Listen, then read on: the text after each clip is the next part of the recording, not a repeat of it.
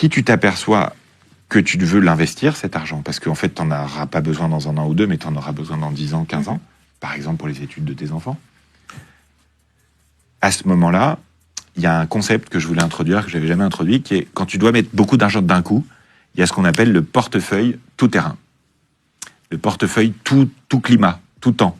C'est un très grand investisseur américain qui l'a construit, qui s'appelle Ray Dalio, et qui permet qui est le portefeuille qui est censé résister à tous les cycles économiques, justement. C'est-à-dire que tu mets par exemple 1% d'or, 2% de cuivre. Exactement. C'est ça? C'est à peu près ça. Et là, un peu de partout, quoi. Ce qui est intéressant, c'est que moi, j'ai expliqué aux gens que le mieux pour investir, c'était les actions, à condition de diversifier.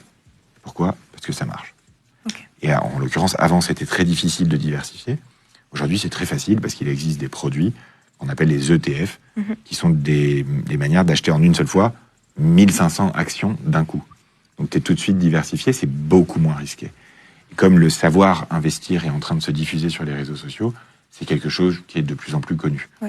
Mais quand on a une somme d'un coup, c'est moins facile parce que je ne peux pas te dire aujourd'hui de mettre tout dans les actions tout de suite là d'un coup. Parce que je ne sais pas ce qui va se passer dans les 6, 12, 18 mois. Ma conviction personnelle, c'est que ça va continuer de monter pour les 50 prochaines années. Mais c'est une conviction personnelle. Donc là, il y a un portefeuille tout-terrain et il fallait d'abord que j'introduise des obligations pour ça. Ça consiste à avoir et des actions occidentales de pays développés et des actions des pays émergents et des obligations d'entreprise et des obligations d'État et de l'or et au XXIe siècle, un chouïa, une touche comme ça de Bitcoin. Et quand tu fais ça, tu peux même rajouter des métaux industriels, pas que de l'or. Tu prends aussi d'autres métaux, le cuivre, etc. Matières premières. Tu as tout. D'accord. Et quand tu as tout, c'est le plus diversifié possible. Donc moi, si j'avais 100 000 euros qui tombaient et que je voulais les investir à long terme, je pense que je ferais ça.